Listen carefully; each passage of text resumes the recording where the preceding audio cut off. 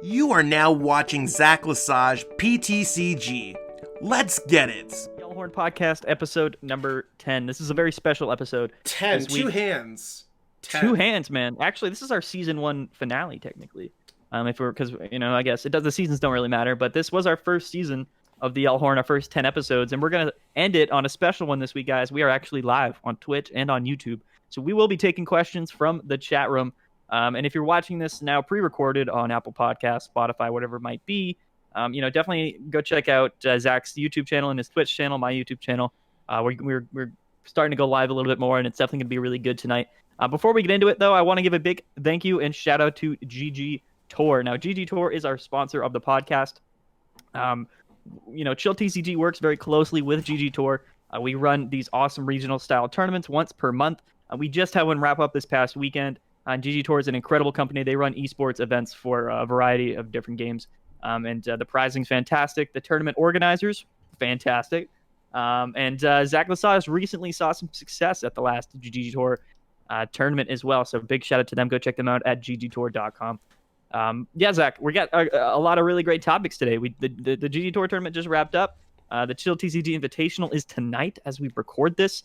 And season 3 of the Chill series is coming next week, and there's also Players Cup coming soon. Man, a lot of stuff to talk about. Shining Fates literally just dropped this week, and That's true. I mean, since I said we are live, Mr. Spoink Lord, Mr. Ian D's competitive Pokemon has redeemed I Will Dab 1 for both of us. So how are we doing this, Maddie? Are we doing dabs? You dab and I dab, or are we doing dab at the same time? I could do a spinning dab chair. 3, 2, 1. All right. That was a spinning dab. That might even be worth a sub. Anyways, Chill Invitational tonight. Will it be streamed? So, also, for anyone who's listening, we're kind of... I'll answer things as we see pop up on both chats again, streaming both on YouTube and on Twitch. So, that's probably a question for Maddie. Is it going to be streamed? Yeah, man. It's interesting because we're going to be running this stream here, the podcast, till about 5 p.m.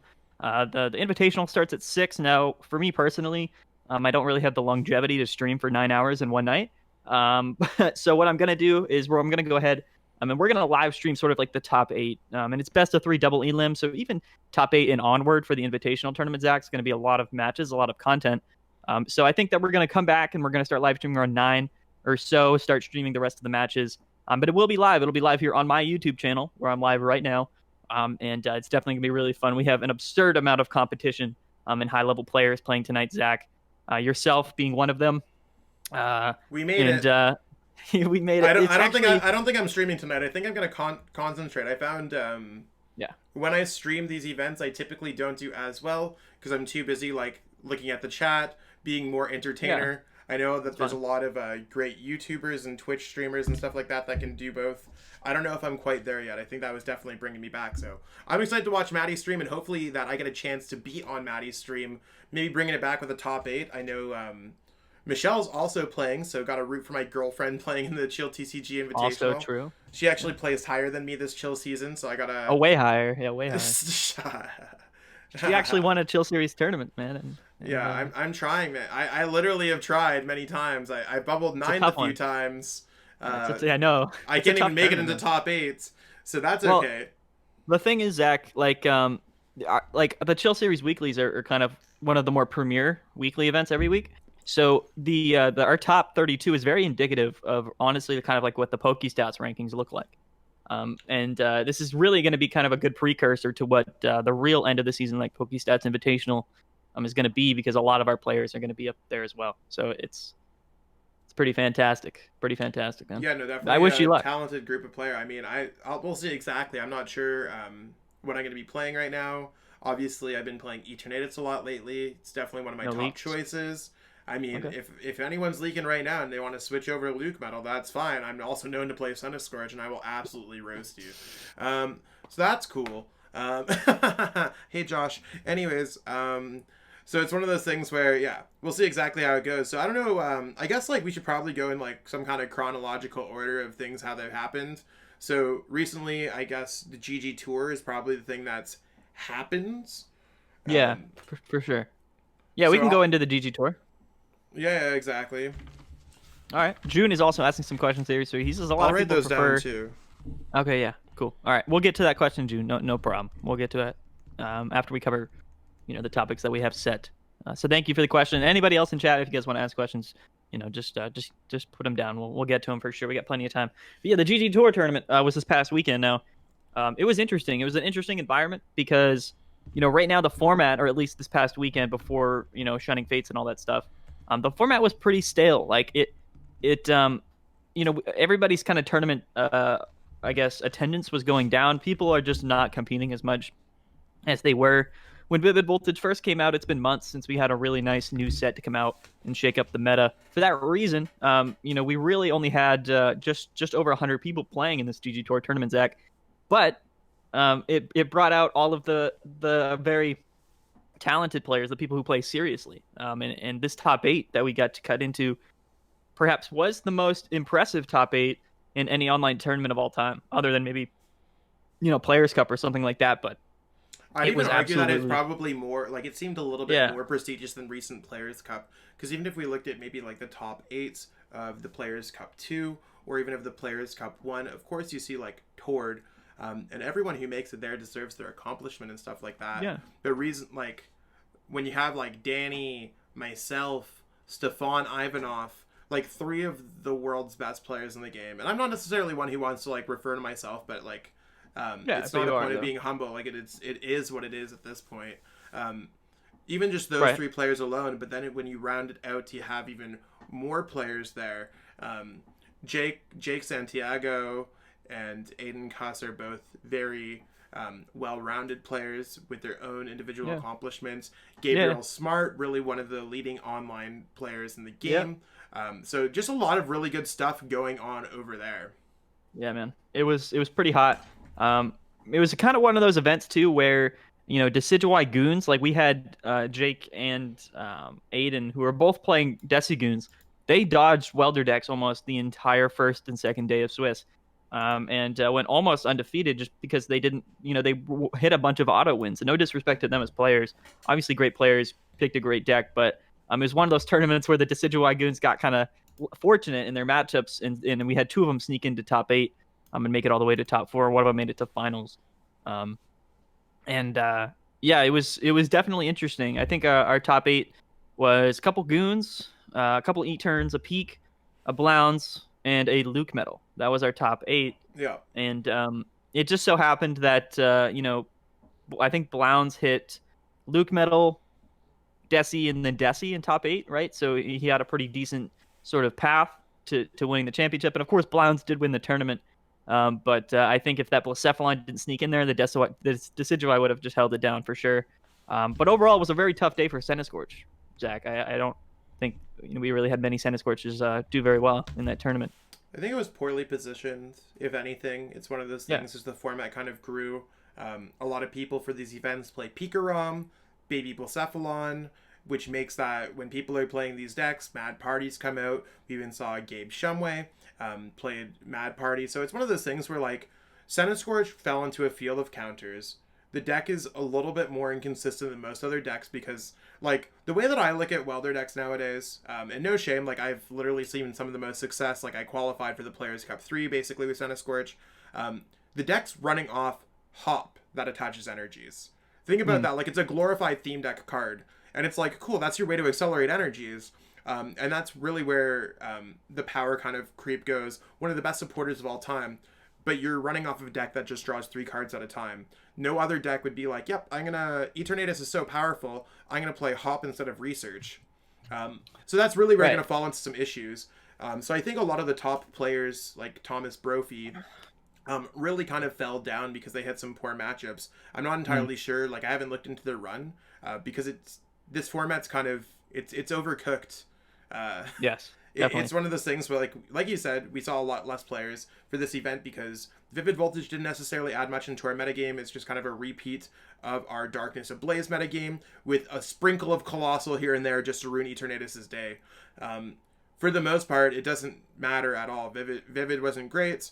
This event didn't have Shining Fates legal due to the timing of Shining Fates just coming out on the Friday on PTCGO, this event being Saturday morning. So it really made a bunch of kind of awkward metagame things, but again, a lot of the top players are able to look at an event because this was I'd say the last major event of this format, or the last event that matters. Like, no offense to PokeStats, I think that PokeStats event is probably a little too far out after Shining Fates has been released. Like, I think it should have ended probably relatively close to this weekend or this upcoming weekend. But, I would say so. Yeah, this is if really not have already ended. Yeah, exactly. So it's one of those things where obviously timing's a thing, but that was the last event. I think the thing that allowed top players to see success in that event was our ability to metagame the metagame that exists and understand exactly, like, we have a final. We've been able to study the metagame for what seems like 6 months now. This is the absolute end. What's going to happen? And we're able to look at, like, what the other players, like maybe the not so successful players, like, what are they trending on? What are the numbers? And I know I used a lot of the Dino Data app to come up with a lot of the ideas behind my deck. For sure. Yeah, I mean, that's a good point. I mean, honestly, like, the majority of the meta is Darkness Ablaze meta, right? And that's what really kind of the primary focus around a lot of the archetypes right now, other than maybe the tag teams and stuff like that. But, you know, that's old stuff. I mean, everything that's super playable right now in the format, Zach, is old. It's been around for a very long time. And without really a whole lot of new stuff coming out in Vivid or in Shining Fates, for that matter, it's really just become kind of chill. It's definitely kind of figured out for the most part. I mean, I guess things can happen where things pop up and you don't necessarily, I disagree with that. But I think you don't think so? I think things popped up. I mean, I think we saw, like, we saw at the Players Cup 2, basically how we saw that Lightning Mewtwo pop up towards the end of it. But things, I think Pikarom changed. You think Pikarom changed? Had that change?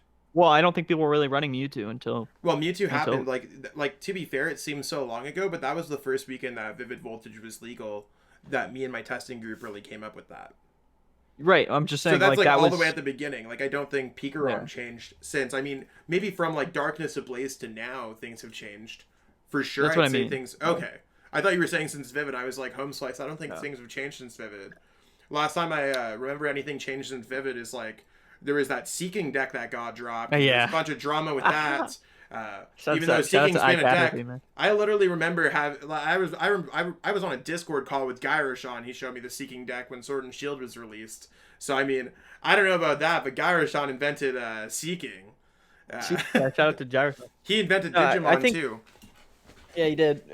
I think since Vivid Voltage came out, I think really the big thing was, you know, people were playing Colossal, like, when it came out. Yeah. Of course, Colossal and Orbital are, like, the only archetypes that people really played in Vivid. This guy with Orbital. Well, listen, dude, Orbital actually, because it didn't see any love for, like, the first month and a half, and then after weeks of propaganda from myself and a few other people of the community, people decided Orbital should see play, and it's seen play and expanded events and standard events. But you guys, I think it was it a GG Tour event or was it a different one where you guys kind of built that that widely accepted Colossal list that people play these days, right? And that's it with you know, phones and all that good stuff. Like, you guys really built that list, and that right now, I guess, was sort of the most recent, I guess, top 10 deck to see some play. I'm just trying to think. I don't think there's anything else that I would consider top 10. Even Control probably can't be considered top 10. Just because it has big issues with time constraints, requires Rowegg, a lot of Rowegg Rowegg is not, like, that's been a deck. It's not new, but people, I think it's shifted back into the metagame a little bit. But I think that's probably only because Azul makes 3 videos a week on that and Tempozard. And those are his decks, dude. Tempozard. Like, anyone who watches Azul's channel can tell me that it's just Tempozard and Roweggs nowadays, and that's all it seems. Azul's got fried eggs on the mind. So I don't know. Or fried eggs for a mind. Yeah, green eggs and fried eggs. Ridiculous, man. Dr. Seuss. Yeah. The format's been kind of chill, but I think the GG Tour events are very important because whenever a GG Tour event comes out, like, there's always something that kind of pops up that opens up people's mind a little bit. At least this past one wasn't too crazy like that, but I think the one before that was sort of Control, right? We had Control go to finals, and that was a kind of a big stir. And then before that, I think it was Colossal that had a pretty good run, or something of the such. Maybe Mad Party actually came back into the light. That list became sort of introduced with sort of Giovanni's Exile and sort of a new a new list that people are now just kind of playing. So the format's changed a bit, but nothing extraordinarily new, right? It's kind of new takes on some old stuff, I think. Yeah, I'd say that's probably the same, but it's probably a good segue now. Like GG Tour, whatever. It kind of put the nail in the coffin for like the formats. Yeah. We saw Baby Blacephalon win. Or Crycephalon, as we should say.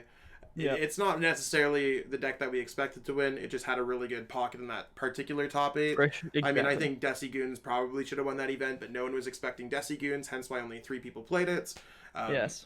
So, exactly. I mean, I think E-Turn or Peak probably could have won that event in either normal circumstance, but top 8 shaped up a little bit different. But Shining Fates released the Friday before. We're now about half a week with it on PTCGO. I think Shining Fates is actually changing the game more than Vivid Voltage did. I agree. I agree. I agree with that 100%, man.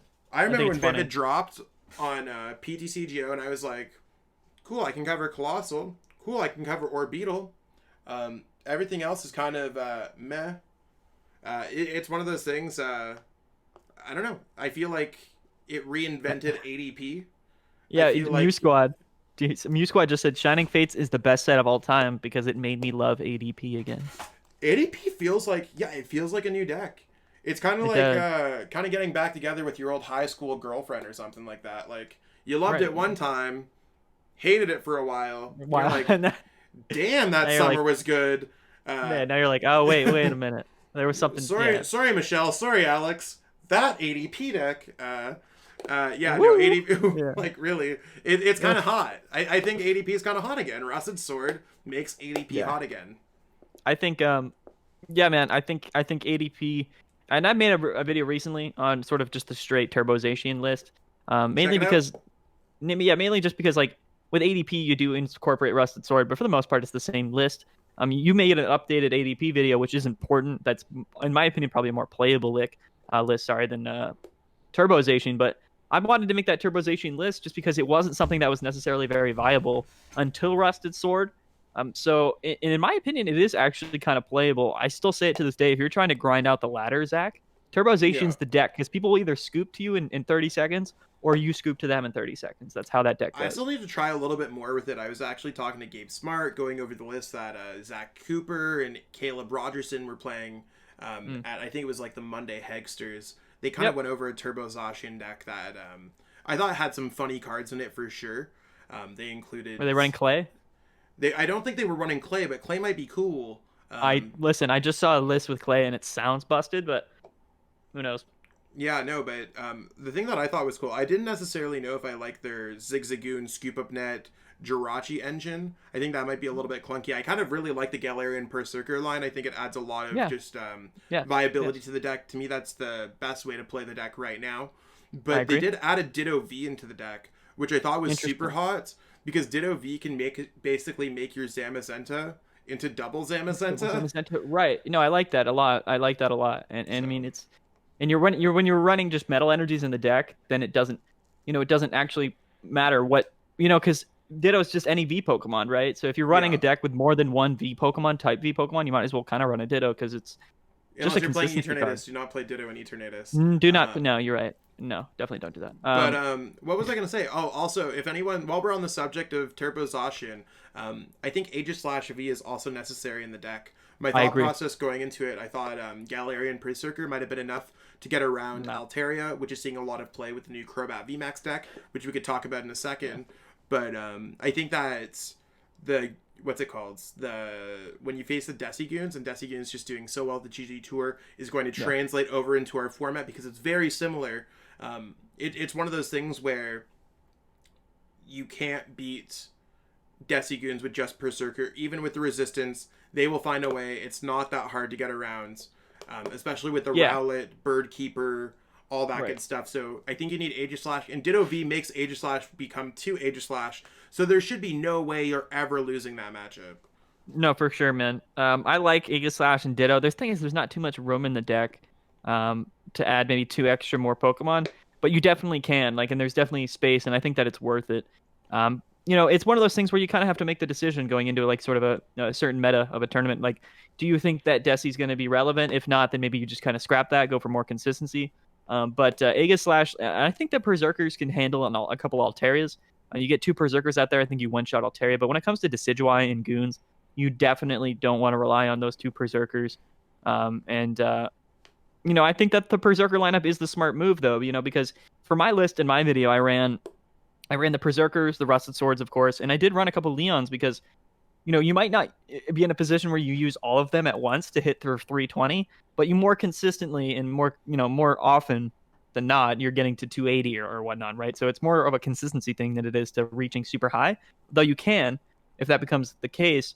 In my opinion, you run the Berserkers, you run, just some Dedenes, some Crobats, researches, things like that. I did see Clay in a list, and I'm actually pretty interested in that.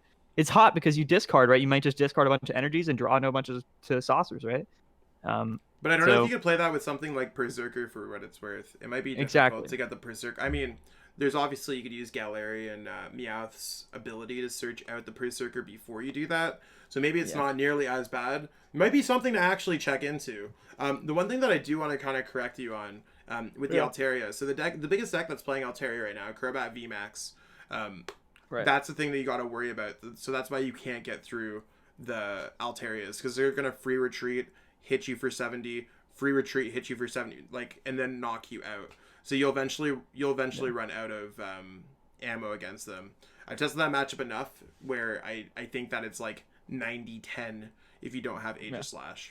So right. No, I mean, I think you're right. With Crobat, it's definitely kind of difficult for sure. Yeah, I mean, but if it's just normal Altaria, I agree with you. Normal Altaria, but Crobat because dude, Crobat. I mean, all of the decks in Shining Fates are kind of hot.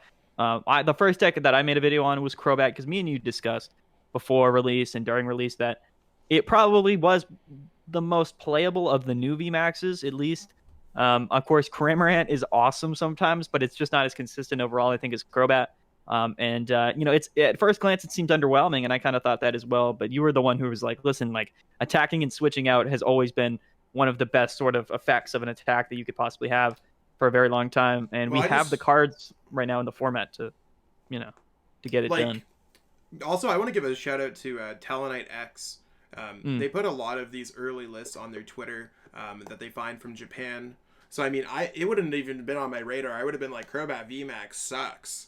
Any other normal way, but I mean, I do follow them on Twitter to see what type of ideas that come out of Japan. Not necessarily are they the most refined ideas. I think a lot of it comes from Japanese shop tournaments and stuff, because they've done a lot better at handling the pandemic than North America for sure. But it's one of those things where I think that a lot of that content really helps me work on my content a few months down the line. And I mean, here we are with a pretty solidified deck. I think that I'm probably gonna. I just dropped a Crobat video on my channel. I think one thing that I'm gonna start doing, I might start doing more uploads frequently on my channel. So a little bit of kind of tidbit going on there. I think that I might do I just recorded my Crobat video. Today I have my GG Tour regional video that just went up, doing a recap. Later on, it's a great video, actually. I watched that one. Appreciate it. Thank you. Yeah. I mean, you saw how I got my butt busted in by Mr. Altavilla. But later on tonight, I'm gonna Later on tonight, I'm doing a Shining Fates opening, so just kind of a bonus video. But I think tomorrow morning I might start it off before just doing the podcast on whichever day we release our podcast. I might also just do an updated 5-10 minute deck list video. So I might be like, here's my updated Crobat VMAX deck list. I've been immediately testing it. Here we go. Here's why I made the changes. So I think that's what I'm really gonna do. So maybe the amount of hours for my content is going to be better, or is going to be the same, or maybe just slightly more. But I think it's going to be a lot more content that is more meaningful in the moments, is the best way to put it, I think. Yep. I want to give a little read here to Knack in the chat room. I'm a little bit late on this, but he says, I think ADP would be more balanced if the weakness was changed, or maybe the card didn't let you take an extra prize. Now with Rusted Sword, ADP feels busted. It was always kind of busted just because of boss. The whole taking an extra prize thing is the only reason people play that deck. There'd be no reason to play ADP just for the damage modification, right? You would just play Turbozation. I think that Rusted Sword, the thing for me is now with Rusted Sword, you have multiple outs to KO stuff for multiple prizes. Instead of now needing boss to KO a bench Pokemon, now you can just Rusted Sword and maybe KO are most likely just KO anything that's in that active spot unless it's a VMAX, right? So Yeah. I think that it overall kind of just gives that deck more consistency with its KOs.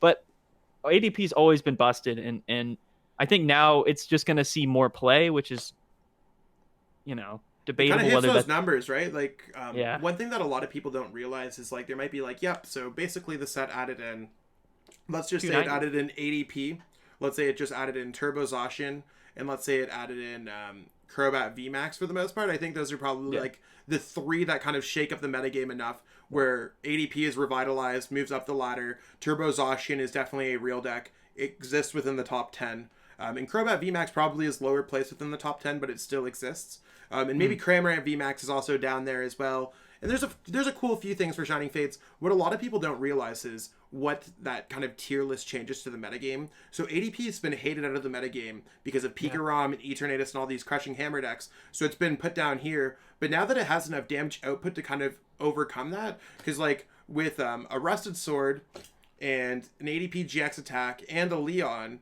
a Zacian V can now knock out a Centiskorch VMAX, a matchup that typically was very poorly favored for ADP. Yes, exactly. So with ADP being like this and being able to knock out those Pikaroms and those Mewtwo's without having all these bells and whistles, it just really depends on like the metagame shifted. So I think the biggest thing is ADP goes up, Luke Metal goes down, E-Turn goes up, Peak goes down. I agree. And I think that's kind of really where the metagame is really settling with those top decks. Kind of finding out where they fit in. After revisiting the ex-girlfriend, we're first day of high school after the year of 6th and 7th grade. And it's one of those things where it's first day, we don't know where we fit in. Everyone, Shining Fates. It's like when you're lonely and you're looking through your phone for all those just old people in your contacts, and you're like, oh, I remember her, and you're like, let me just hit her up, see if she's still feeling it. And of course, that's ADP. That's ADP, and of course they're still feeling it, man. I just got a nice new car or whatever, and it's just ready to rip. Come over to your house. That's how I feel with ADP right now. Nice. A couple other decks. Oh, nice. Sorry. The True TCG said opinions on Eggrow real quick. What do you think? I think maybe he's talking with Delmise or something. Maybe just Eggrow in general. Let's just talk about Eggrow in general for a second. I think Eggrow is a strong Pokemon. I think the ability of having Forest of the Giant Plants being put into the deck seems pretty cool. Like that kind of idea of a card that was banned in Pokemon being put as an attack. Yeah, fundamentally good. There's probably too much fire and oppressive cards to make it a tier 1 deck. I haven't featured the deck in my top 10 list for the past 3 months. So I'd say lower placed, really cool concept, not necessarily viable in this competitive environment. For sure.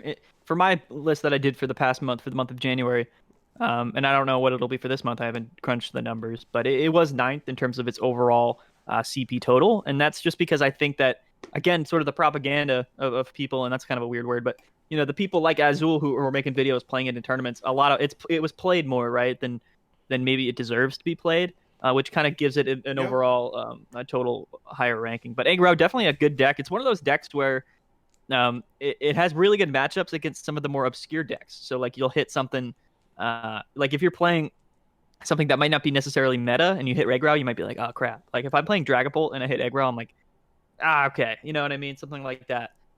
But for the most part, I think Eggrow is going to struggle for at least a while until maybe a Welder rotation or something like that. But yeah, Zach, there's other decks that came out in Shining Fates. Thank you, the True TCG, for that.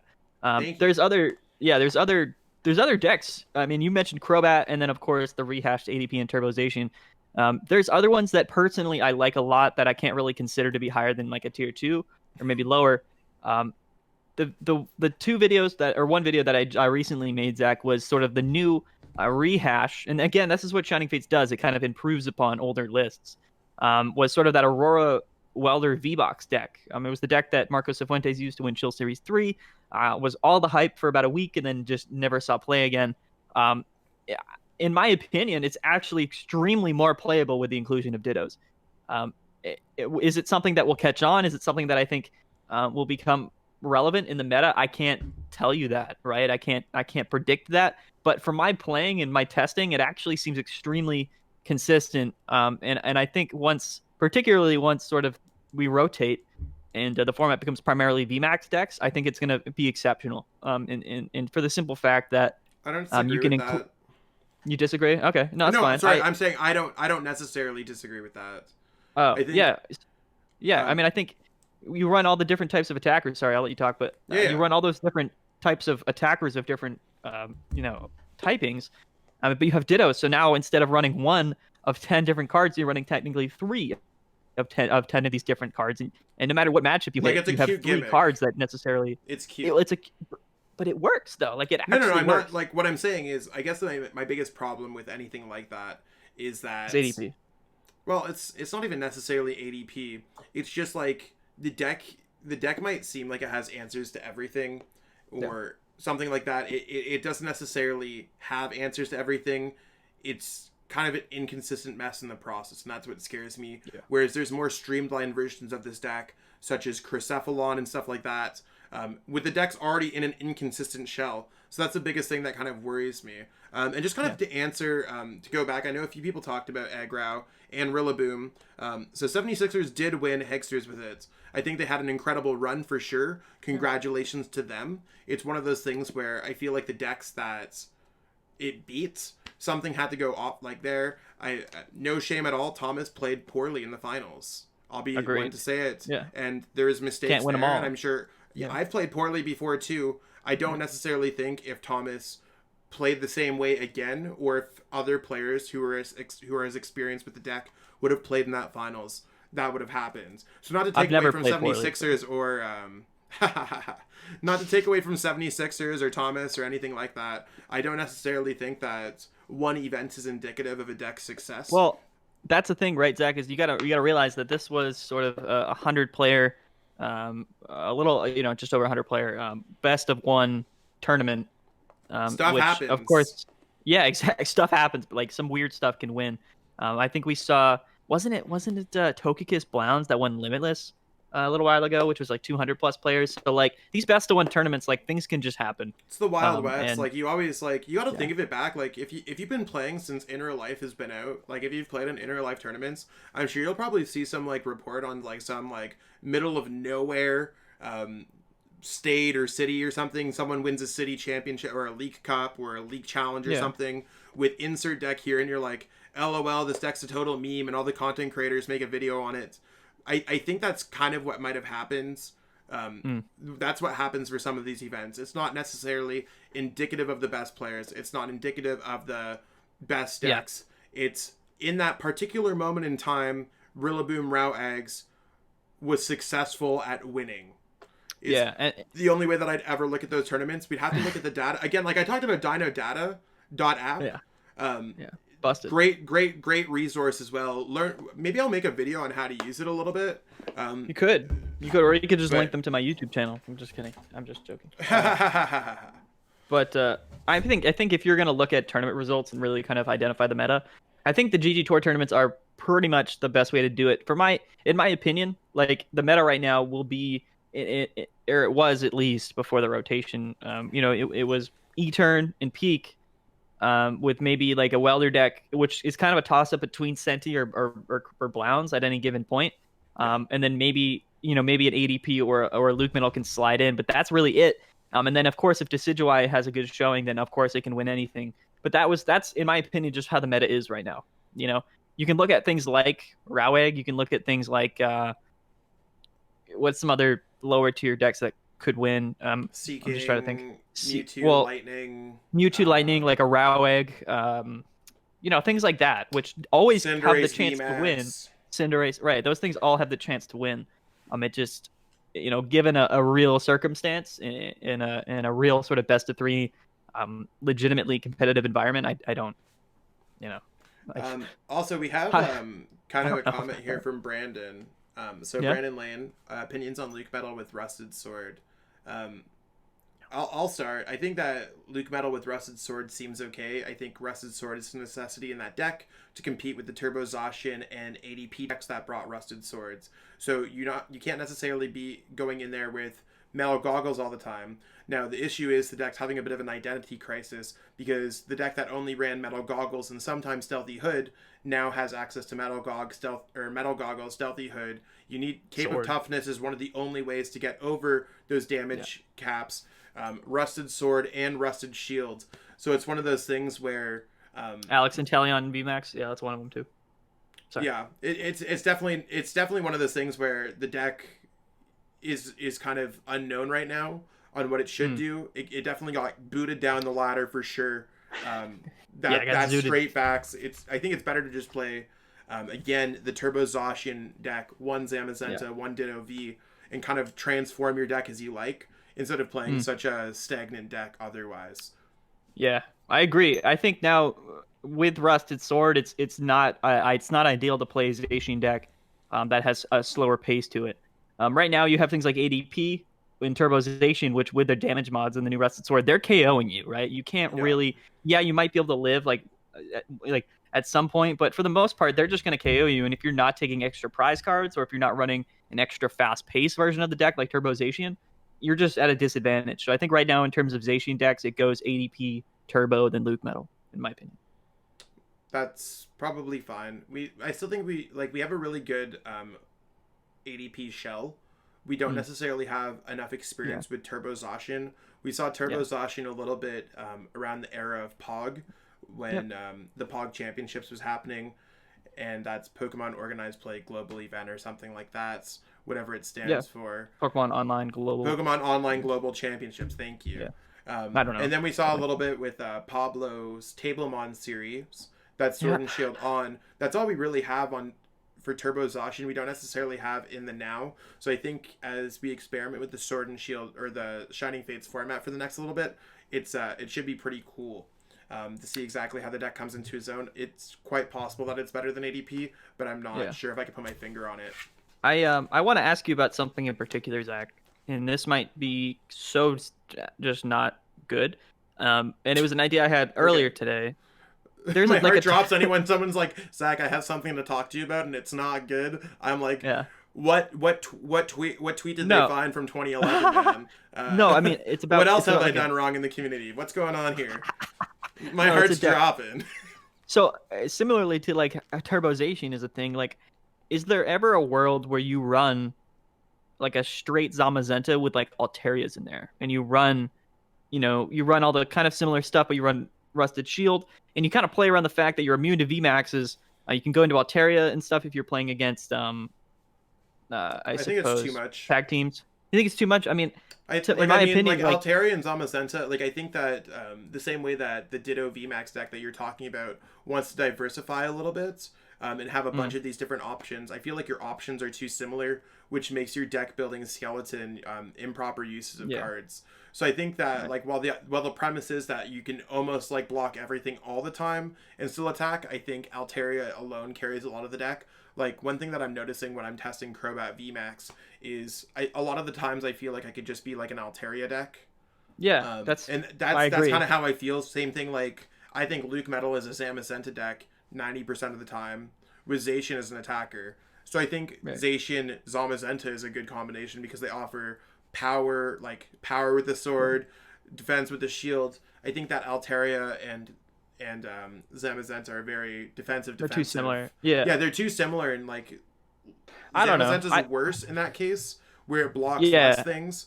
So reasonably, like I don't know. It's one of those things where you just need to find cards that isolate the threats that your opponent has to offer, and then just counter with Altaria, and you'll be fine. Not that it's a bad idea. I totally can understand where where the deck building thought process comes from, but my thought was like you run like just a 4 of Zam, maybe like 4 hammers, Yell Grunts. I mean, you just kind of play around the fact that you're discarding special energies. You kind of keep them at bay while you chip away and you're immune to VMAXs. I don't know. It could be like, I don't think it'll ever be something, but it was just an idea I had that like maybe possibly with Rusted Shield like could. I think Rusted Shield's cool. I think there's ways like if you could find a way to heal, like maybe there's a Zam deck in general. That'd be cool. I don't hate that necessarily. That's kind of what I meant, right? You maybe not Altaria, but just maybe a deck focused around Zam instead of like a straight Zacian. Yeah, I mean, I think there's definitely possibilities there, but I'd like to see more VMAXs getting printed first. And maybe there's like some kind of new toxic, like your Pokemon VCAN Attack Stadium or something that comes out. Like, I think there's an idea there. We just need to let it kind of like soak in and kind of get musty. There's no other way. Like, we need to grow some mold around the cheese, bro. We need to get a little soggy real quick. A little fromage on top. That's right. So I mean, moving on though. Yeah. What do you think about some of the other new ones? Like, I think we have Cramorant and Dhelmise. I think Dhelmise is terrible, but I'll let you talk about that because that's your Rosemise love child with I mean, I think it's creepy that you have a love child deck with like a 15-year-old kid from Canada, man, and I'm sure your wife doesn't want to hear about that. It was the birth of madness at like 12 a.m. I was like, I need to figure out a way to play Dhelmise because I think most people are just widely accepted that you play it with Rowegg and you kind of just use it in there as an attacking option because you can't hit the bench and whatnot. Yeah. And in Rillaboom decks, you can accelerate energies. Me and Logan, we kind of figured, maybe there's another way to do it because at that point you might as well just run Rowegg, right? Because Rowegg is, by the way, like it's going to be the star of the show if you're running it with Dhelmise. Just because it's like your starting option, it's a good attacking option. Dhelmise, it's definitely not as good as other cards, but as a new card, I feel like I owe it something to try to at least make something fun with it. See, Logan. I don't know how I feel about that. I'll let you finish. I'm like, is this guy like coughing? Is this guy about to die? Go on. Well, like, and I understand because like, yeah, when you make a video on it, it might not be something like people are going to be like, oh, that's crazy. Like, let me go play that at a tournament or whatever. But at least it's something for people to play on the ladder, or just sort of just have fun playing, especially when the cards become more obtainable. And Dhelmise is very obtainable right now, considering the other cards. But Logan brought up to me that Rose is a card that I literally forgot about, or at least you did play it in that E-turn list one night, which was hilarious. But it's not it's not a terrible card because we do have Silvally GX. So the idea in the video that I might be posting tomorrow is Dhelmise with Rose in Silvally GX, of course with Rillaboom Engine, or not even with Rillaboom Engine. You just run Rose and. Of course with Rillaboom Engine. Of course with Rose Engine. I mean, okay. I'll put it like this. Rose hasn't really been a viable engine in a minute.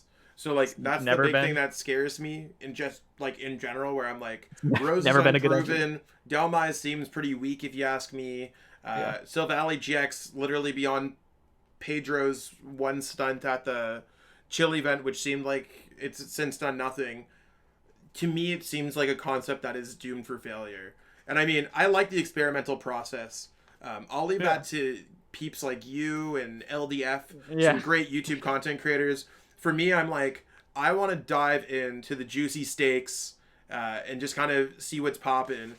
Sure, sometimes I'll experiment and I'll cast one out there. I know that you and I have talked a lot about the Cramorant VMAX.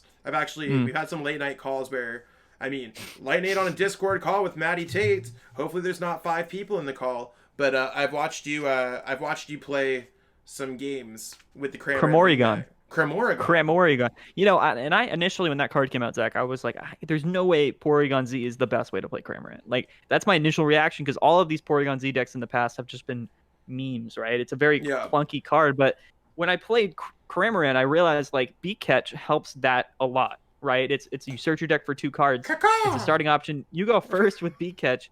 You can just grab a Porygon Z and a rare Kandai, and you have the cards to set up next turn. It's a deck. Like, not to cut you off there, is that like I always forget because like I'm like an Americanized Canadian, and I know between like a lot of countries it's Z or it's Z. Which one is the American one? It's Z. I think most people in America say Z. So why'd you call it Porygon Z? Because it's weird. Like it was like a meme, I guess. I don't know. It's Porygon Z. Are you memeing on like over half the world, buddy, right now? Porygon Z, bro. Porygon Z. No, it's funny because if you don't get Marnied and you go second, that deck will destroy your life because it's getting turn 2 Porygon Z'd out. You're most likely gonna find Cram VMAX, and it's one of those decks where if he's not playing Swell, you have Glimwood out, and you get that Beak Catch off. He doesn't Marnie you. That's a lot of scenarios. Oh, my camera died. I'm gonna have to change that. That's a lot of scenarios, but that's a lot of scenarios. But the deck can do absurd amounts of damage, and it does have potential to one-shot anything. Like I like it. I game. think against most VMAX decks, it actually can have a pretty favorable matchup. Like I remember when Champions Path released, it kind of gives me the same vibes as Alcremie VMAX. Probably better than Alcremie VMAX, especially with like weakness and especially with damage outputs. It seems naturally a little bit better there. But it's one thing where I think that the deck has some kind of viability. Probably like overall, I think it's really lowly placed. And the reason why I think it's lowly placed is it's not as good as like single prize card decks like Mad Party that have the same kind of matchup spread. And it's a little bit more difficult to get into play. But it's certainly a viable idea, especially if you're a Cramorant fan. So yeah, well, and my first sort of comparison was like Wailord. To me, it's just sort of like a better Wailord in a sense. But it's one of the things where the deck has such insane potential. But it has such terrible consistency. And decks like that are never going to see. Marnie is a card, everyone. If you didn't know that, Marnie's a card. Reset Stamp is fine. They only play like couple copies. Marnie's just like, cool, use B-Catch. Haha, buddy. Thanks for wasting your turn. Here's 4 special energies in your hand. Hopefully you can top deck out of it. Exactly. That's how the deck feels all the time. That's how the deck is. It is a good time. Yeah, when it works, you just laugh. You just literally say, wow, I'm going to flip 14 coins right now. 14? And yeah, well, yeah, I've flipped above 14 sometimes. That's so cool, bro. I'm so proud of you. Thank you. And I mean, I guess the only other thing to really take away from Shining Fates is there's a cool other couple cards. Like there's the Celebi and there's the Manaphy. Like I posted a video on my channel. I'm posting a video of my pack opening where I kind of post like I kind of talk about like the cards that I'm excited about. It's more of a collector set for the most part, but again, I think it's a little bit more competitively viable than most players made it off the sounds. So it's a really it actually makes this wait for battle styles feel a little bit lesser. Like the format feels a little bit new. For now it wakes up on us. Okay, it's wearing a wig. Well, I think we have like a month or a little less until battle styles, so I think that what we have now is definitely going to carry us over into battle styles. Like, and I think that it's definitely going to hold us off. Like I said, now, it's like Megan the Stallion. Put a wig on, make him feel like he's cheating. I'm cheating on Vivid Voltage right now. For me, it feels like Shining Fates added about 3 or 4 kind of tier 2, tier 3 decks, and then sort of improved upon a couple ADP a couple Zacian decks, and then kind of gave Altaria a new face, right? That's kind of that's just how it feels to me, which is fine. It's fine. I mean, I don't know. We're not getting any new E-turns or Sentis, but at least we're getting some new Orbeetle type decks. Yeah, exactly. I mean, they're probably better than Orbeetle type decks. But I mean, I think we did get some questions earlier on that I wrote down on my handy dandy notebook, feeling like one of those kid specials on TV. So from again, I'm pretty terrible at pronouncing things. So if I get your name wrong, you can hate me forever. That's cool. So from Wazin, so they were talking about amazing rares. How do you feel about the amazing rares being after experience share is released in battle styles? So does experience share bring the juice to some of these amazing rare cards? I don't know if it's like necessarily that necessary, because I think it matters, right? If you're playing at one of those amazing rare decks that does bench damage, maybe play Goggles, right? XP share definitely sounds fun. It sounds like it could help with some decks, maybe like something like Reshi or whatnot. Well, I mean, a lot of them have really gross energy requirements, and they require a lot. So I mean, right? I guess it makes sense. Baton past that seems okay. What if Wishful Baton was a card? If Wishful Baton was a card, I'd be a cheerleader right now. Yeah, you think so? Yeah, exactly. That's a good one. Oh, yeah, I get it. No, I get it. I don't know. I mean, before we get into that, I think we talk about the new amazing rares in general before we go into sort of specifics about which ones came out again. It was So we got Kyogre, which is 80 to every bench Pokemon or every Pokemon.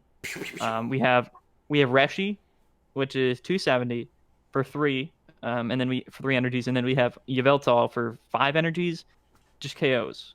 I like all Reshi seems the most playable in my opinion right now. I think Kyogre could be kind of spicy in my opinion. You get telescopic sight on there. You hit for 110 potentially on its entire board. Do that a couple times and you win. That's for me sounded good, but in reality it's probably not that great. Crollo is in the chat. Yo, what's up? What's popping, Crollo? Can someone ban Corollo from the chat, please? Okay, thank you. And then, but I mean, overall, I guess Reshi's probably the most playable because you do 270. That's a very good number. You can just run maybe like a couple goons or something to put that over maybe a couple numbers. I don't know. What about Kyogre? What about Kyogre Orbeetle? Sounds good. If it Maddie's has Orbeetle like, in anything with Orbeetle, Maddie's like, yeah. what about Cramorant, Porygon, Orbeetle? Orbeetle, like, yes. Oh my, add this into my Rose deck. I was trying to put Orbeetle in my Ditto box deck as well, but Logan said no, and I couldn't justify it. Sadly. Also, we got a question from Raw47 before we move into a few of these others. What's your favorite Pokemon? Maddie, I'll let you start first. Okay, well, it depends. Like, if we're talking about the TCG, like, in terms of cards, it's definitely Orbeetle. I think most people know that. I think that's the coolest card of all time. Just in general, and just when it comes to favorite Pokemon in terms of design, I really like Seismitoad. If you guys know what that guy is, he's perhaps the coolest looking. Do you relate to the warts? Yeah, I just think he's really. I think he's really ugly. He's got like long arms, and he just looks hilarious. But he's also very competitively viable. He's got the best typing in the game. I just love Seismitoad. When Gen 5 came out, and Gen 5 is my favorite game, I was like, what is that? I was like, I need that on my team. So that guy's, I mean, Seismitoad's pretty cool. For me, if we're talking about Pokemon that are my favorite, I mean, I have a Kingdra tattoo. I don't know if you can see with the lighting. I have a tribal Kingdra tattoo that I got here when I was like 17. So I mean, I think Kingdra was the first deck that I really won a trip to the World Championships with back in 2005, 2006. So it's definitely been around there. If I could think of like a favorite Pokemon in general, I don't even know. Like, design-wise? Like design-wise, like if I could think about a Pokemon that looks cool. Yeah. Like, I don't even know. That's honestly like crazy for me. There's just so many of them nowadays. I think if I could like any kind of Pokemon, I think Sobble's kind of cool. Sobble's cool. Sobble Dartrix are kind of like make me feel like a little emo child, you know, all sad and depressed and stuff like that. I think both of those are pretty cool. There. We've all been there on the playground at recess with our AirPods. Some of us more than others. with their earphones and listening to Green Day. But see, nowadays we have like little Uzi Vert, so we can just like cry to little Uzi Vert and Trippy Red and stuff and see in the afterlife. And anyway, so we got another question here to cut you off from Ibippo. So they took a gap in playing Pokemon for around 2014. They won a city championship, so they had some accomplishments for sure. More than me? Probably. I mean, I don't know. You have a couple of those top fours at the very prestigious Coffee Cup. Coffee Cup, yeah, you're right. Yeah. To be fair, I think nowadays it's one of those things where it's probably more rare to play in a Coffee Cup because it seems like they don't even start sometimes. I mean, getting accomplishments or finish.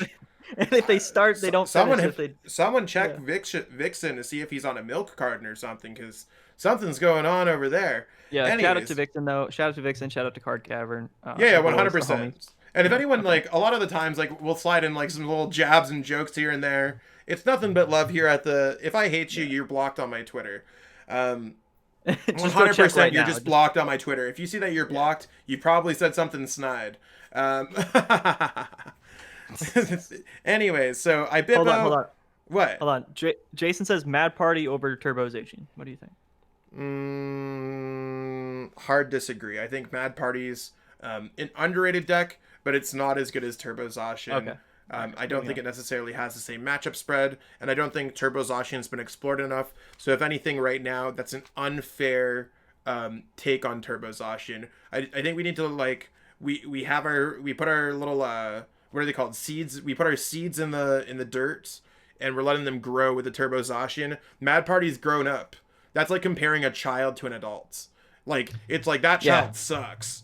Yeah, I agree. I agree with that as well, Jason. My opinion might change if you become a channel member, but for now, Turbozation over Mad Party. Okay, anyway, getting back to this dude who won a city in 2014. So Ibippo won a cities in 2014. They took a gap for a hot minute. what are some mindsets and tips to do better in online play when in real life play when it returns? And also Raw47, thank you so much. Amen. I'll let you go with that. You can cover this because okay. So I mean, I think Pokemon, whenever it's possible, I don't ever recommend taking a break. That's super long. I think obviously there's some things that could happen in a person's life that would cause them to take a 7-year gap. Yeah. Whether they've lost interest in the game or they're going through some outside life stuff. Regardless of that, I think that like even people who played in real life now, who might be watching this podcast, who are who've taken a break from online play because they don't like PTCGO, I think that's the incorrect take. I think there's a lot to be learned about sequencing, things like that. So basically the best way to kind of jump back into the game and kind of get the same kind of results or even grow from that 2014 City Championships win, I think if you start taking notes about your games, or we actually live in a world where technology exists, you could even record your games, so that you kind of have some data, kind of self-reflect after each match that you play. So write the reasons why you did well, what went wrong, things like that. I think that's really important overall. Just like knowing what you're doing well, what you need to be doing better, and anything else of that's worthwhile to mention. Replay value, I think, is great on your games to see. Like sometimes you don't necessarily know what you did wrong. Maybe rewatching it an hour later might be worthwhile. I think that just following on some of the your favorite streamers, favorite content creators is a really great way. Find people who you find are trustworthy. I think I don't want to name names. I think there's a lot of players who have given up. There's a lot of content creators who have given up their kind of channel prestige and stuff like that, and they've sold out for the cash. And I think it's one of those things where I don't necessarily think a lot of the content creators are true right now. I don't necessarily think that a lot of it is accurate. I think a lot of these channels are putting up videos because they're collecting a check. And there's nothing wrong with collecting a check at all. Nothing wrong at all. And I mean, I'm definitely envious of some of these channels. A lot of channels are a lot bigger than mine and Maddie's. But at the end of the day, when you're not necessarily giving the best content available to your viewers, I think that's really where it becomes a bit of a divide. And I mean, my videos are my exact lists. I know that Maddie sits here on Discord and we'll go over our thumbnails for the week. We'll go over our content for the week. And I mean, this is really where we try the absolute best to make the best content for everyone. We're talking about how can we make tournaments better? How can we make our podcast better? Improving each and every week. So I wouldn't necessarily put out a tier list that's incorrect. I'll put up a tier list that's my own opinion, and if my opinion's incorrect, but I'm arguably right, I on it, like, without any like boosting or anything, I don't know anyone who's accomplished as me in the online era when it comes to cash tournaments consistently playing. So it's one of those things where I'm not saying necessarily follow me if you're in the chat. Obviously you're either a fan or you hate me or something, I don't know.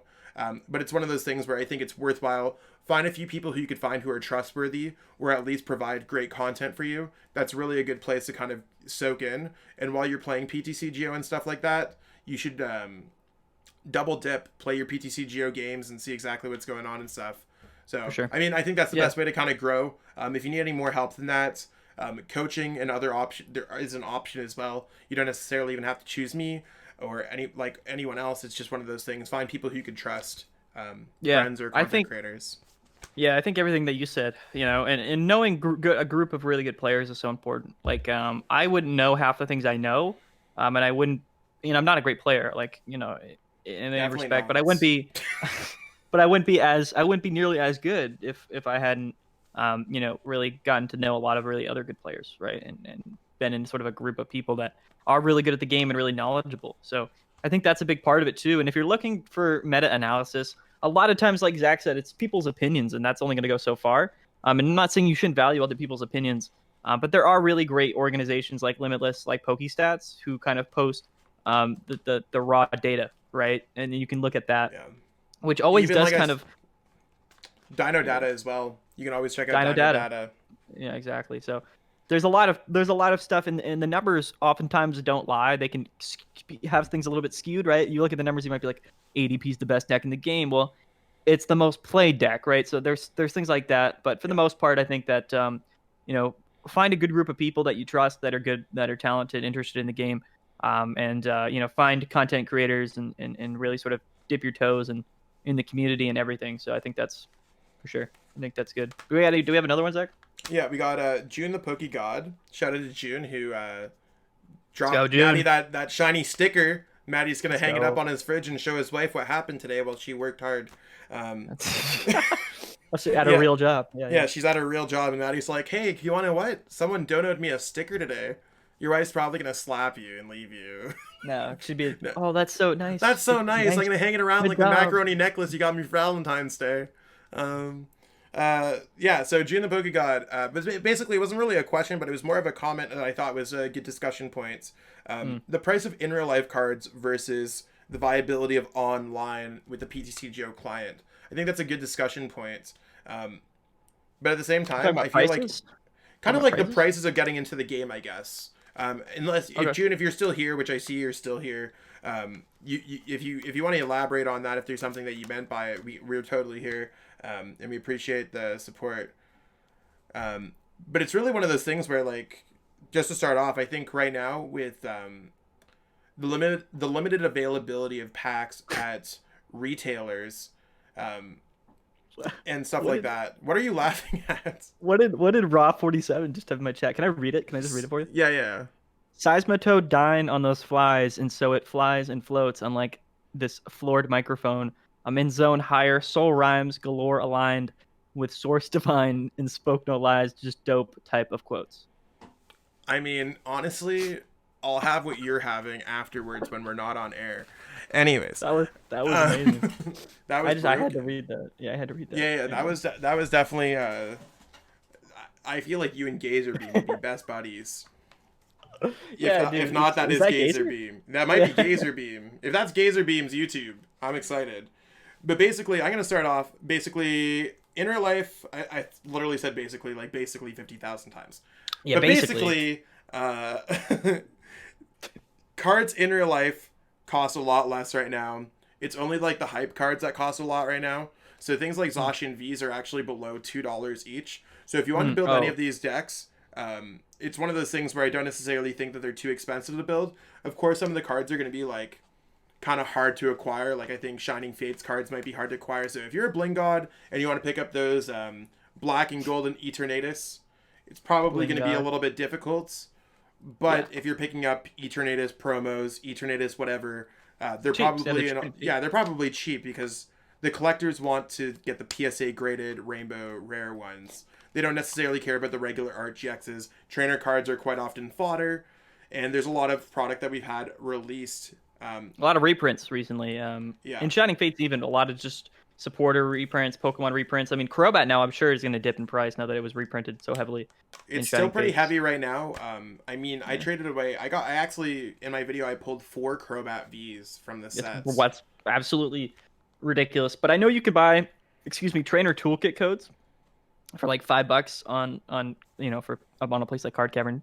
Tradingcards.com. Use the code ChillTCG for 5% off your entire order. Or on PTCGOstore.com, use code ZLesage5. That's right. So, but things like that, and you get 2 Dedenes for very low price, as well as just a variety of other stuff. So I think if you're looking to get into the game and get cards on PTCGO, products like that are very good. The League Battle decks, even some of the promos that they came out with, like they have the Crobat V Max promo that's I think coming out in a little bit. The Boltons, Eldegoss, Cramorantins. So there's a lot of playable. There's a lot of playable ways to get cards cheaper than just like whether you're picking up promos at your local Walmart if you're able to find it, or your Target, or wherever you are, wherever your local game store. Do whatever you want there. But yeah, I think that kind of describes. I don't know if you have any other ideas on how to like. I think online and in real life are very similar. If anything, online cards have gone up since the whole game switched to online. My chat is blowing up with randomness right now. I agree with everything you said. Anyway, first of all, Alex asked me just personally, do I play IRL or just online? I do play IRL and online. I do have a bunch of cards IRL. I build decks. I play with my wife and my friends and stuff. Unfortunately, during the pandemic and where I live, there's not much of a competitive scene IRL. But once the pandemic ends, I definitely want to travel and go up to to what is it, Bree? Do you live in Bree? Is that what that is? I live in Bree. What town do you live in? What's it called? Oh, Barrie. Barry. I'm gonna go up to I live Barry. in yeah.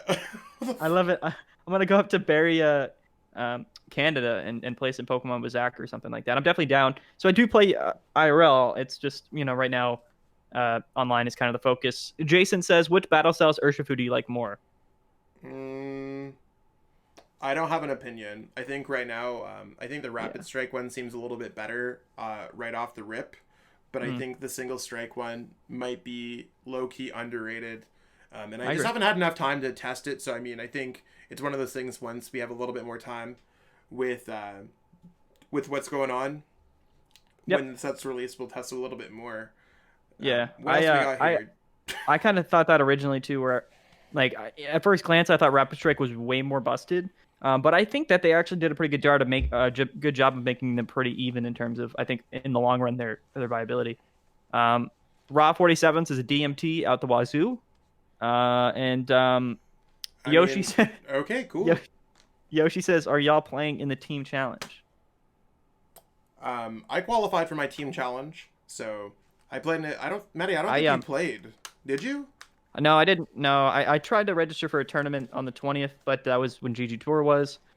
So a lot of things kind of happened, and I just necessarily didn't really have time to play in the team challenge and qualify. So it's not too important to me. It seems cool. I just don't have too much time to play too much nowadays between running tournaments 2-3 times a week sometimes, and running, making the content and stuff like that. So I think June says, I think that the prices of PTCG are intimidating for new players, especially since they might have not played any other TCGs. Yeah, thoughts. I mean, it's one of those things where, like, if you were to compare it to anything else, you'd be like, oh, this is nothing. But if you're looking to get into a card game, you might be like, do I really want to spend $100 on a deck to play Pokemon? Right? I guess it can be intimidating, especially since if you're a younger person, you might not have like the money or the job or whatnot. And it's also one of those things where, like, you can get a booster box for like Christmas or your birthday or something. It's like $100. You might not pull really any of the cards that you need, especially if it's like Vivid Voltage or something, right? You might just be like, oh, cool, like I'll build a Colossal deck or like something like that. You know what I mean? So yeah, it's definitely one of those things where you have to kind of reach out to sort of the single, the third party market, buy some singles. And it's also one of those things where you can kind of get burned too if you're not educated on sort of rotation and things like that.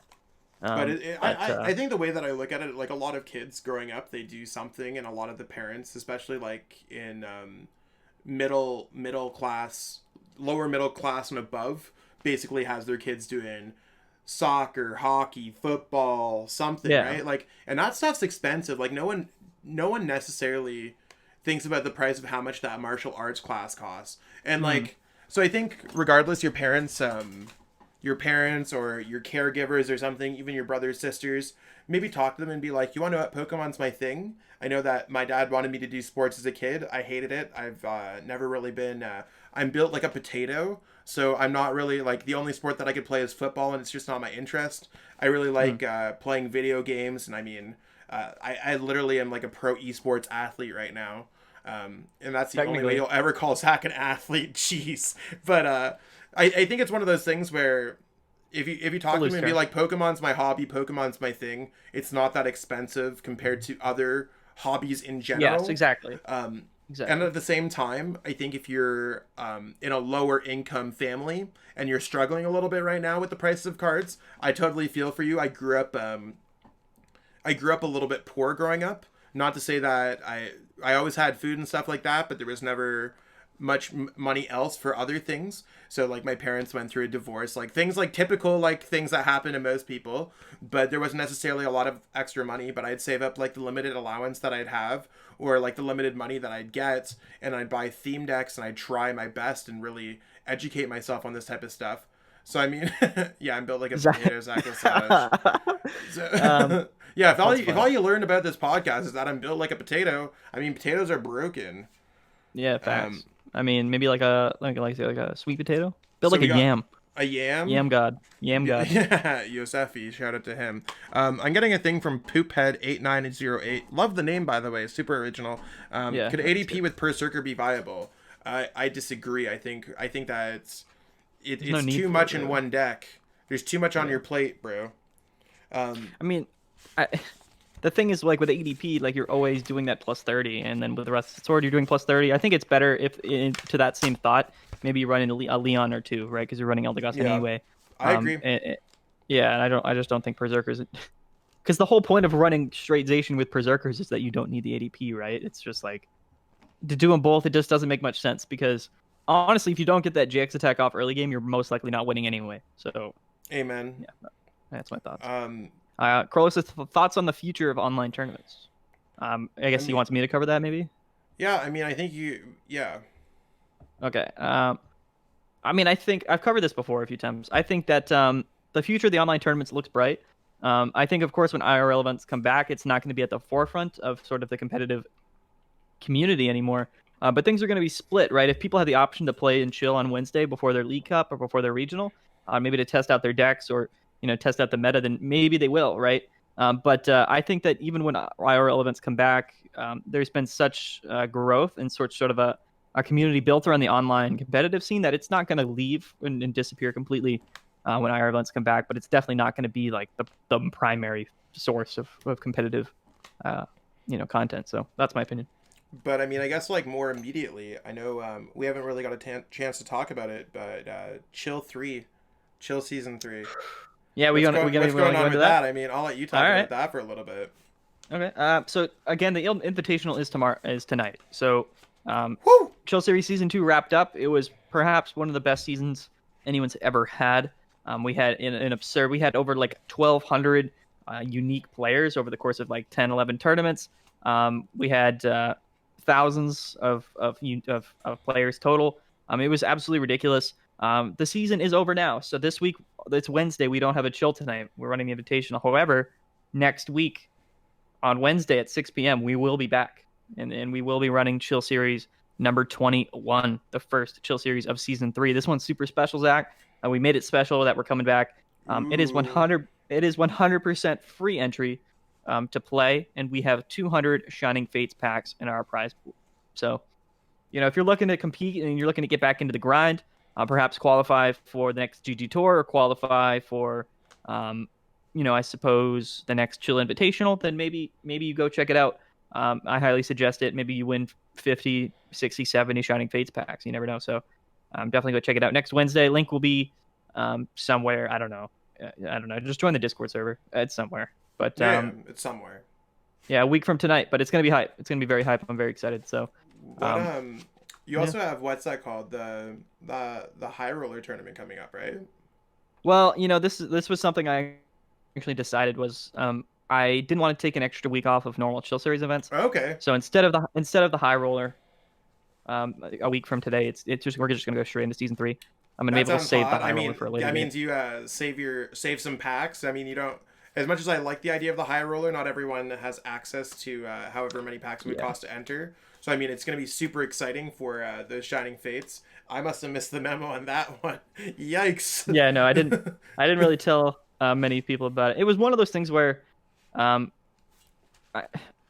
it just seemed like the best option, because I recently, and shout out to Card Cavern, they're the ones who are sponsoring the tournaments. They're a sponsor.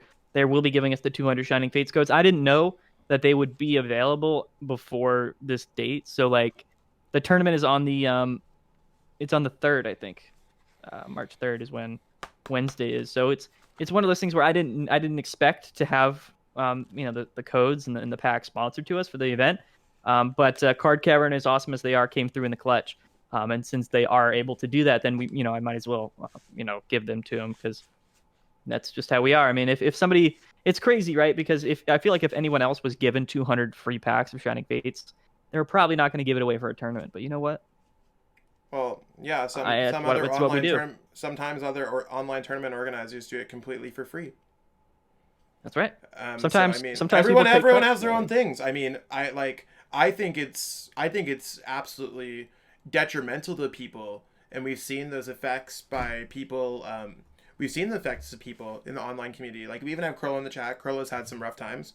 If you're doing something for nothing, it becomes incredibly difficult. And I mean, even a not-for-profit or something like that, there's still some kind of payments here and there. So, I mean, just to set things straight, we all listen to podcasts and stuff like that. So, I think that was the wrong take on it, and I'm rolling to call someone out without saying names. Ridiculous. But nothing but it's I mean, most people do it for free. Like, nobody's really getting paid to run tournaments unless, you work for GG Tour, because they are the best of the best. I don't know if I would run a tournament for the price that what I assume GG Tour pays based off their prize structure. I mean, I think that you're still doing the Lord's work at a good price. Yeah. I mean, GG Tour for sure, not to say that they're underpaying Maddie. I think that's not why we do it. Tournament organizing is a thankless job for the most part. I mean, the community loves it in a lot of ways, but it's one of those things where it's always difficult. So I don't know. I think that the job that you're doing right now is what regional organizers literally would do for their full-time job, getting paid by Pokemon thousands upon thousands of dollars and stuff like that, and they're booking venues and stuff like that. A lot of the logistics you're doing online, sure, online doesn't have venue costs, but a lot of what y'all are doing through the community, it would have been really cool, I think, if some of these actual organizers, and not to say that you're not an actual organizer, I mean, someone before the pandemic who was an actual organizer put in some effort. Like, I know Limitless, I don't necessarily think they were organizers before the pandemic. They really stepped up. You really stepped up. Hegster stepped up. Crollo stepped up. GG Tour stepped up. Yeah.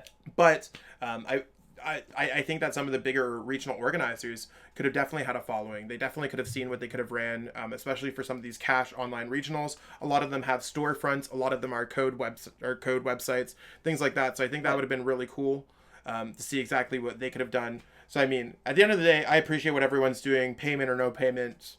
Everyone can figure it out. I think anyone who's not getting paid right now hasn't figured it out properly. To some extent, right? I mean, I disagree with that. I think right now, you as an organizer, you have your YouTube channel. Like, there's different paths, right? And I think getting monetized on YouTube, it's not a lot of money. By no means it doesn't even pay for your internet bill right now. But you're growing some seeds right now, as we said before. Right? Exactly. Like, it grows some seeds, and I think doing something and gaining something back is cool. But that's kind of like my rant on that. Also, while we're on the topic of the no high roller tournaments, Maddie and I know we talked either last week or a couple weeks before about our Yellhorn events. With kind of the end of formats and the way that things are happening, and Shining Fates not being a full set release, we decided that we want to release our events a little bit after Battle Styles is released. Yeah, that's the best time. That's the best basically make the format a little bit more competitively viable, to maybe get some Battle Styles packs in there. Exactly. So we're buying some time right now. There's a lot of cool events going on. Hi, Hayden, by the way. Hi, Hayden. Anyways, Hi, Hayden. Chill TCG Yellhorn. We will be running. We're running it. We're just postponing it for the sake of competitive viability and for better pricing. For sure. No, for sure. And it's one of those things where I think that we could run it maybe in this 1 month period between Shining Fates and Battle Styles. But the thing with that is that the format isn't necessarily changing a whole lot. And people, who might be getting hundreds of Shining Fates packs right now this month, maybe wishing that they won 100 Battle Styles a month later. And Battle Styles, after it releases, will have a much larger period of time where that meta is sort of, the meta instead of just 1 month right now of Shining Fates. So I think that waiting for Battle Styles is going to be the best option, and I think that we'll figure it out, and we'll come up with a structure that makes people happy too. Like, we want to make sure that everyone's just like hyped for this event. The reception towards Yellhorn, like, the Yellhorn grew up when Maddie and I were not. We grew it from something, or from nothing to something. We both weren't even monetized, under 1,000 subs on YouTube, and now we're both over 1,000 subs. It started with us playing Fortnite at 3 a.m, thinking, why don't we just record this? Why don't we just do a podcast? Exactly. Like, why we're pretty funny. So I mean, we appreciate all the reception. I mean, here we are. Didn't even think we'd do a live episode, and now we got people who are watching. We got the concurrent viewers and stuff like that. So that's all good. So I mean, it's kind of hot, and can't say nothing but thanks and praise to everyone who's allowed us to get here. And I mean, I'll keep it real. I'll lose friends in the process by keeping it real. I'll gain friends in the process by keeping it real. But it's one of those things where it's super cool. And again, appreciate everyone who's here right now. Yeah, appreciate everybody. Again, if you're watching this on Zach's Twitch, maybe drop him a sub. If you're watching this on the YouTube channel, maybe if you don't even click join, if you haven't joined, toss Maddie some for $1.99 a month. toss me a sticker or two. Maybe just click subscribe if you're not subscribed.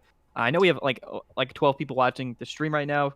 Click like on the video. Everything just helps, right? And it's one of those things where you don't really think about it, right? You might be like, why would I, just but liking the video, it actually goes a long way in subscribing and that $1.99. It all goes back into the work and into the prizes and the tournaments and stuff. So, June says, any advice for people who want to make a podcast? Yeah. Personally, I think that if you become friends with one of the best Pokemon players in the world, it's pretty smart to start a podcast. But I don't know. It's tough, right? Because you need to be in a position to where people might want to listen to you. And I'm not saying that we're people that people want to listen to. But someone did something. I heard something in my background. So I don't know if someone followed. I heard something on my OBS. But yeah, someone might have followed you or something. Yeah. Because I mean, for me, it was like, I thought the dynamic was better than anything. Like, I knew people would listen to Zach, and value his opinions, and I was kind of coming up as a tournament organizer, right? And I just felt like we had a good dynamic between somebody on the back end as a content creator, TO, and then somebody as a player and a content creator. I just thought we both thought. I think Zach didn't necessarily that it was a good idea. But when it comes to the technical stuff of making a podcast, I think you really want to focus on making sure the quality is good, right? Yeah. So both of you guys have good audio. You can make it a video podcast like we do, which I think is unique in some respect, which is important. And always having fresh topics, fresh guests. Our guests have been fire this season of the Elhorn. Absolutely. Even like reviewing it to anyone, because there's kind of like we're going back memory lane. We had LDF, what was our first Little Dark Fury. What was the first guest that we had? Do we remember? Do you want to try to go in order? We can get it right. Who was our first guest? Was it Jarishon? No, it wasn't. Sure. I think so.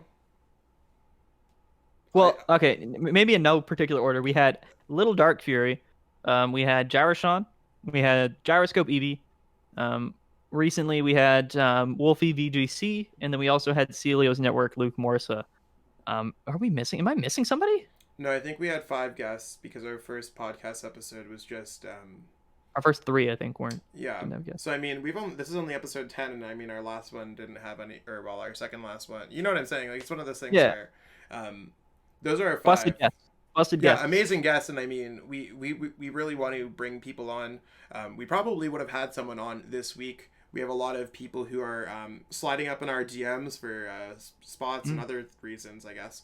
But it's one of those things where, I don't know. It's we basically were testing the waters with our lives, and the fact that we're able to record on both of our ends and become live, and then kind of keep it real. And also, thank you, Hayden, for following on Twitch. No, I think the live is actually so much better, and it makes it easier to kind of bring up a talking point, because like.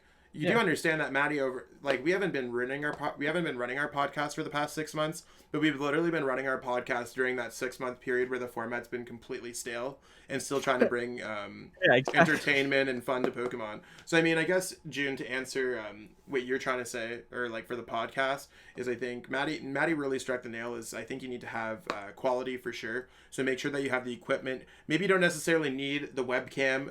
Podcasts are typically an audio only. Maddie and I both run our YouTubes, but I mean, double dip in that content whenever possible.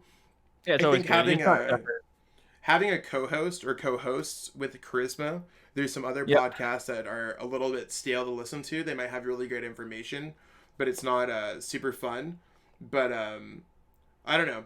It's literally one of those things where I think you need to have some charisma to it. You need to find kind of a niche of what you're talking about. Like Maddie and I have it from the TO to pro player, both content creators, to kind of round things out and talk about that. I think we've become incredibly great friends, and we have a lot of the same interests and stuff like that, and we're similar friend groups. So I mean, I think a lot of our ideas came from us just like dicking around. Like it's one of those things where you remember in French class or algebra class where you're just fucking off because like you say like you just don't care about what's going on. Is that the first F-bomb on the Yellow podcast? Might be my bad. But then there's that other kid in class who's also just not doing anything, and you're like, oh, this guy's the man, right? And then you just become friends. Like, to be honest with you, that's kind of how it was. Not saying that we were both just bumming out, but it was that type of deal where you're like, yeah, this guy's the man. Because there's a lot of really nice people in the community, but Some of them are just not your type of person. You know what I mean?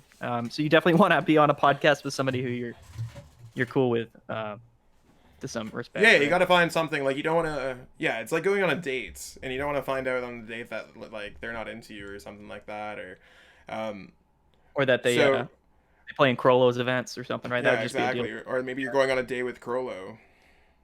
Yeah, it's a blind date and it turns out Yeah, to be Krolo. they're literally wearing a full morph suit, and they open it up, and they're like, "Hey guys, it's me, Krolo. Want to play in my events?" And I'm like, They're like, howdy. yes. Yeah, yeah. Rob Anyway. 47 says, appreciate and love you guys as well. I resonate with gaining and losing friends while keeping it real. That's some real talk. Josh from 13 minutes ago is an example. Oh, rip LMAO. Josh. Yeah, I don't know. Or maybe they're a real friend. I don't know. That's a Right. You're on year 3021 right now, buddy. June says thoughts on non-standard formats. Cough, cough, popper. Cough, cough. I mean, I think it's funny to be like cough popper, because it's kind of I don't think it's an innuendo, but it kind of plays off like it is. But I think sorry kids, stay safe. Anyways, it's one of those things. I haven't necessarily looked into it. June, I know we talked about it a little bit before. I don't really play alternative formats on my channel. I don't even necessarily focus on expanded. I think standard is the only format that I'll ever really focus on. I even like have beaches and stuff online. It's one of those things where I'll play on expanded if I feel like it. But the fact that world championships, international championships, majority of regional championships, majority of league cups, majority of online events are all standard kind of makes it to the point where I can only focus on that one format. Zach's sexy. Maddie's hot. Well, that's kind of how it is, right, Zach? It's like when you're spending so much time trying to become the best player possible, you particularly playing competitively, like sometimes that's your livelihood, right? Yeah. And then now as content creators, like the majority of the market and the game itself is standard format. And that's sort of the reason why for both of us, it's probably our focus. Yeah. Not saying the expanded format isn't good. Like I personally, I don't play expanded for two reasons. One, I'm pretty new to the game, so a lot of these older cards I don't have access to on PTCGO, and I don't really know much about. The second one being, I just as a content creator and somebody who runs standard tournaments, it's the best thing for me to focus on primarily. When he mentioned Popper and stuff like that, I think that a restricted format could be very fun on PTCGO at least, or maybe like a draft format. I don't know if you ever played Hearthstone, Zach, but they do have like this. They have that one game mode where it's like a draft, like an automated. They give you options and you pick between them and you kind of build your deck as you go. I like that idea in PTCGO. Like if they were to just have something like that, like they could just program it into the game. Like imagine if it popped up, like and there was like choose between these three cards, and it was like Reshizard, Pika, Mewtwo, and you were like, oh, I'll play Mewtwo deck, and then it showed you three more, and you kind of slowly built the deck, and you tried. I think that sounds hot. Like the way that I look at it, like. I think right now I'm so focused and invested on standard that I kind of turn a blind eye towards most of the other available formats that there are. I find a lot of it is, I think that formats like that could probably be marketed a little bit better, to be honest. I agree. Sell it to me. Just like in your description, tell me why it's cool. Tell me exactly what's going on with the format. Because I look again at a lot of these events, looking for standard events, and I'm not sure I entirely understand what the format is. And I'm not entirely sure what I understand what a lot of the formats are. That's not to say that I don't understand what Popper format is. I don't understand exactly what's going on with a lot of these different formats, especially like not throwing Vixen under the bus here, but Vixen has so many crazy ideas and really tries to bring them to life. I can't keep track of what's going on with any of those events. So I mean, maybe finding ways to incentivize it. The fact that there's a GG Tour regionals where I won cash. That's really cool for the standard formats. Maybe if there was the same thing for Popper format or other alternative formats, that'd be super cool. Exactly. But again, I'm not sure. Although, like, when Maddie and I play Fortnite, a lot of the times we're kind of bored with the Fortnite format. We're waiting for the next season to come out. We've been playing a lot of, like, the Shockwave instead of the Battle Royales and stuff like that. It's one of those things where, please don't do that. Please do not do that. I think that when players are bored, they'll find ways to keep themselves entertained if they're really looking for it. However, right. I think if you're really trying to be an advocate for the format, I would put your best foot forward and make a bigger footprint on our community. Yeah. And that's not to say you're not doing enough or that you're not doing a great job. I think it's one of those things where I think a lot of it can just come to, you could just be a little bit bigger in the community if you wanted to. And that might spread into your podcast. Hayden's asking here, when are you putting Moo Moo Cheese on the podcast? And I mean, get out of here. Hayden, I don't think showing any sort of cheese on the podcast is a good idea, if you know what I'm saying. Yeah. But I don't know. Maybe we... I want to talk about Crollo's date, though. I know Crollo's for a while has talked about how Crollo does not want to put $1.99 into joining for Maddie. So, I mean, the fact is, I feel like if I'm pulling into a date with Crollo, and he's definitely not buying your dinner for you. Yeah, Crollo's definitely not buying your dinner. Crollo's wearing the running shoes on with the fake fur coats and just like flying away into the nights. And you're gonna be stuck there. You pack your cash, or you're gonna have to do some dishes at this greasy diner. June says, I swear, if y'all do Fortnite on stream, we'll be popping off. I mean, could potentially maybe we do like a yell horn where you and I both play Fortnite. And just talk, yeah. And we just talk. I mean, that might be fun. We do rage a lot. Maybe, a lot of anger that comes out. There's definitely some anger, and I mean, we might do maybe the Yell Horn podcast plays Fortnite as a special episode. Maybe we'll do that as a special episode with some kind of sub or YouTube member goal or something like that. I think that's kind of cool. Yeah, I mean, I'm cool. I'm always fun with Maddie and I can play. Maybe we'll do even some like special stream or something, and we can record the podcast while we do our special stream. I think that's something cool. But I guess kind of, I don't know if Maddie, if there's anything else that you want to talk about. I know we've been rambling on here for over an hour and a half. The last 5 minutes have been very much coasting. Yeah, we've been very much coasting. So I mean, I think that like we've said, we appreciate everyone who's been supporting us this whole time. The support even today has been incredible, with Maddie getting a couple members. Maddie got a sticker to show his wife. Josh Sutherland literally emptied his pockets and showed that he has more Crollo money. That's right. It's one of those things where, we appreciate everything that everyone's done for us. Let us know in the comments or wherever you can reach us, DMs, Discords, whatever, what you want to see on the podcast. How can we make this next season or future iterations better? Let us know if you want to be a guest, or if you want someone to be a guest. Like, if we got Wolfie VGC on the podcast, don't think that we don't know everyone and that we can't pull someone on a... Maddie and I are good fishermen, and we'll catch that fish for you. So let us know which fish you want us to fry. We'll bring that up, topics, anything like that. But that being said, it's been Yell Horn episode 10. Thanks to GG Tour for helping us get this far. And everyone else who supported us, between my sponsors at PTC Geostore and Maddie's sponsors at Card Cavern. I mean, realistically, like, GG Tour is a sponsor of the podcast, so big shout out to them. Like, definitely go check them out at ggtour.com. Just right up there in the top. This way, over there, ggtour.com.